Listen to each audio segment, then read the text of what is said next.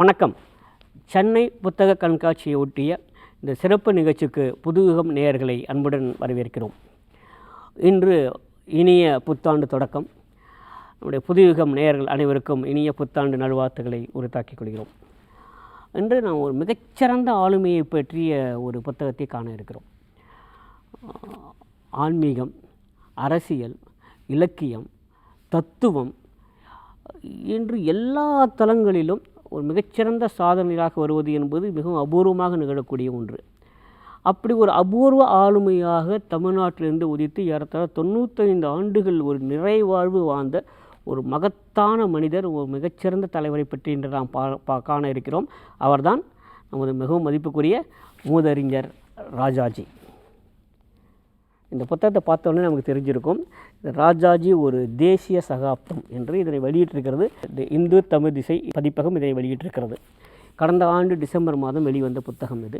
சுமார் 800 பக்கங்கள் கொண்டது. விலை ரூபாய் 550. இந்த புத்தகம் ஒரு விதத்தில் இது ஒரு மைல்கல் அப்படின்னு சொல்லணும். ஏன்னா பல பேருக்கு இன்றைக்கு கூட மூதறிஞர் ராஜாஜி அவருடைய சாதனைகளை பற்றி முழுமையாக அறிந்திருக்கவில்லைங்கிறத நம்ம பார்க்குறோம். பல பேருக்கு தெரியல, சரிங்களா? யாரும் இன்னும் சொல்கிறார்களோ மேலோட்டமாக பார்த்துவிட்டு போகிறார்கள். உண்மையிலே ஒரு பங்களிப்பு என்ன, அவருடைய சாதனைகள் என்ன அப்படின்னு பல பேருக்கு தெரியவே இல்லை. அதே இந்த புத்தகம் மிக அருமையாக கொண்டு வந்திருக்கிறது. இது இந்து தமிழ் திசை கொண்டு வந்திருக்கிறது இந்த புத்தகத்தை. இதில் என்ன அப்படின்னா, பல மிக முக்கியமான நபர்கள், பல பெரிய தலைவர்கள், சிறந்த வழக்கறிஞர்கள், சிறந்த நீதிபதிகள் ஏராளமாக கட்டுரைகளை வரைந்து தள்ளியிருக்கிறார்கள். எவ்வளவு பெரிய புத்தகம் பாருங்கள். இதில் அத்தனை கட்டுரைகள் இருக்குது. அதில் எந்த கட்டுரையை எடுத்து பார்த்தாலுமே நமக்கு மெய் சிலிர்க்கிறது. அது மாதிரியாக இருக்கிறது. அதுக்கு முக்கியமாக இந்த ராஜாஜி அவர்கள் சொன்னதை இந்த பின் அட்டையில் அவங்க எழுதியிருக்காங்க. இந்த ராஜாஜி அவர்கள் சொல்கிறார்கள், அரசியல் கட்சி சார்ந்த எண்ணங்களை கைவிட்டு நல்ல நிர்வாகத்தை ஆட்சியாளர்கள் அளித்தால் இந்தியா ஜனநாயகத்தை விட்டு விலகாது. இப்படிதான் தொடங்குறாங்க. திரும்ப சொல்கிறேன், அரசியல் கட்சி சார்ந்த எண்ணங்களை கைவிட்டு நல்ல நிர்வாகத்தை ஆட்சியாளர்கள் அளித்தால் இந்தியா ஜனநாயகத்தை விட்டு விலகாது. இந்திய மக்கள் அமைதியை விரும்புகிறவர்கள், மோதல்களை வெறுக்கிறவர்கள். அவர்கள் நல்ல அரசையே விரும்புகின்றனர். எல்லாருமே இறையச்சம் உள்ளவர்களாகவும் நியாயமாக நடப்பவர்களாகவும் மற்றவர்களிடம் அன்பு காட்டுவதன் மூலம் மகிழ்ச்சியாக வாழலாம் என்பதை உணர்ந்தவர்களாகவும் இருந்தால் இந்த உலகம் எவ்வளவு அழகானதாக இருக்கும். உலகின் பிற நாடுகளை விட இந்தியாவில் இதை அடைய முடியும் என்பதே எனது அசைக்க முடியாத நம்பிக்கை என்று மூதறிஞர் ராஜாஜி அவர்கள் சொல்கிறாங்க. அதாங்க என்ன சொல்கிறாங்க அப்படின்னா, ஒரு அறநெறி சார்ந்த அமைதியான வாழ்க்கையே தான் இந்தியாக்கள் விரும்புகிறார்கள். அதுதான் உலகம் முழுக்க வரணும்னு நினைக்கிறேன்.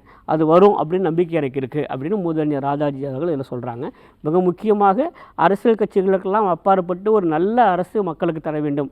அப்போ தான் இந்தியாவில் ஜனநாயகம் வலுவாக இருக்கும் அப்படிங்கிறத அதில் சொல்லியிருக்காங்க. நமக்கு தெரியாத சில விஷயங்களும் உண்டு.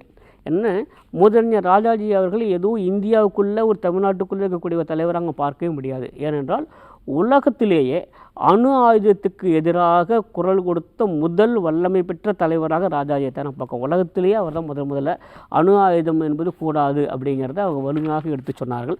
அது மட்டும் இல்லை, இந்திய சுதந்திர போராட்டத்தில் மகாத்மாவின் மனசாட்சியாக அவர் இருந்தார் அப்படிங்கிறது நமக்கு தெரியும். இதைத்தான் இந்து தமிழ் நாளிதனுடைய ஆசிரியர் திரு கே அசோகன் அவர்கள் கூட குறிப்பிடுறாங்க. என்னுடைய மனசாட்சியின் காவலர், கீப்பர் ஆஃப் மை கான்சியன்ஸ் என்று ராஜாஜியை பிரகடனம் செய்தார் மகாத்மா காந்திஜி என்று தான் இது தொடங்குது இந்த முன்னரே. அவங்க முக்கியமாக இது என்னெல்லாம் சாதிச்சிருக்காங்க அப்படிங்கிறத இத்தனை பெரிய புத்தகத்தை சொல்கிறதுக்கு காரணம் இருக்கிறது. ஏன்னாலும் அவருடைய சாதனைகள் அப்படி ஏற்கனவே சொன்னது தான்.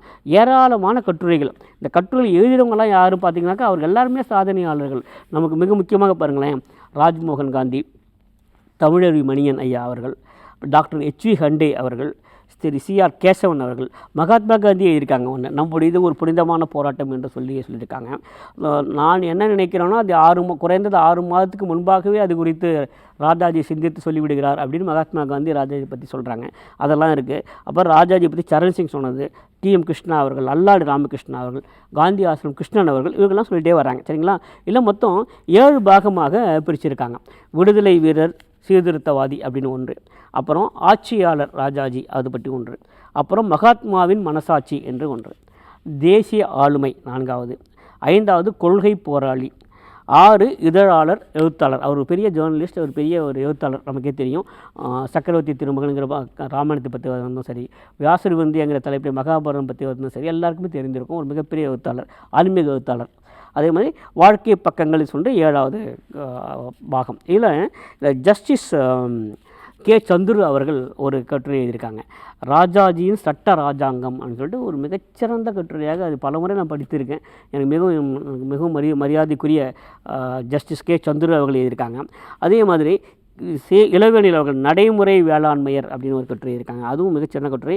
நமக்கே தெரியும், ஆராய்ச்சியாளர் வெங்கடாச்சலபதி ஒன்று இருக்காங்க, ராஜாஜி காமராஜர் கோடும் குன்றமும் அப்படின்னு ஒரு கட்டுரை இருக்காங்க. இது மாதிரி பல பேர் இருக்காங்க. கரு மீனாட்சி சுந்தரம் அவர்கள், மாப்போசி அவர்கள் எழுதியிருக்காங்க, மொழிவாரி மாநில பிரிப்பு, எல்லை போராட்டமும் ராஜாஜியும் அப்படிங்கிற அந்த கட்டுரை. இந்த கட்டுரைகள்லாம் இந்த தொகுத்து வழங்குவதுங்கிறது மிகப்பெரிய விஷயம்.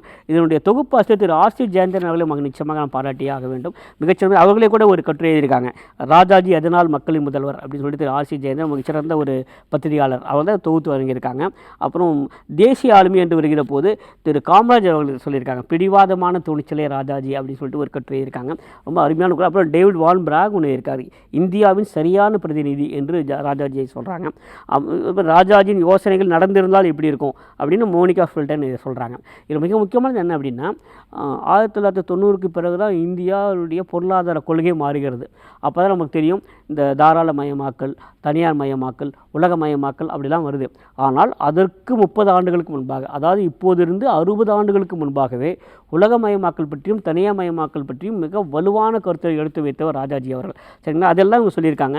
ராஜாஜி ஒரு கலங்கரை விளக்கம் என்று ஷேக் முகமது அப்துல்லா இருக்காங்க, ஒரு நல்ல ஒரு கட்டுரை அது. அதே மாதிரி ஒரு கட்சி மேலாதிக்கம், ராஜாஜி சுயராஜ்யத்துன்னு சொல்லிட்டு ராமச்சந்திர குஹா இருக்காங்க, ஒரு சிறந்த வரலாற்று ஆய்வாளர் அவர்கள். இவ்வாறாக வெவ்வேறு துறை இருக்கக்கூடிய விற்பனர்கள், சாதனையாளர்கள், மிகச்சிறந்த மனிதர்களாக இருக்காங்க. அதுக்கு முக்கியமாக ஜஸ்டிஸ் கே. சந்திர அவர்கள் எழுதின அந்த கட்டுரைலாம் மிக பிரமாதமான ஒரு கட்டுரை, அபாரமான ஒரு கட்டுரை. அதனால் ராஜாஜி அவர்களுடைய வாழ்க்கையில் நடந்த மிக முக்கியமான சம்பவங்கள், அவர்கள் தொடர்பான பல்வேறு அரிய புகைப்படங்கள் எல்லாமே இந்த புத்தகத்தில் இருக்கிறது. அதனால் இந்து தமிழ் திசை கொண்டு வந்திருக்கிற ராஜாஜி ஒரு தேசிய சகாப்தம் என்பது ஒவ்வொரு இல்லத்தில் வைக்க வேண்டிய ஒரு அரிய பொக்கிஷம் என்பதில் சந்தேகமில்லை. மீண்டும் சந்திப்போம். நன்றி, வணக்கம்.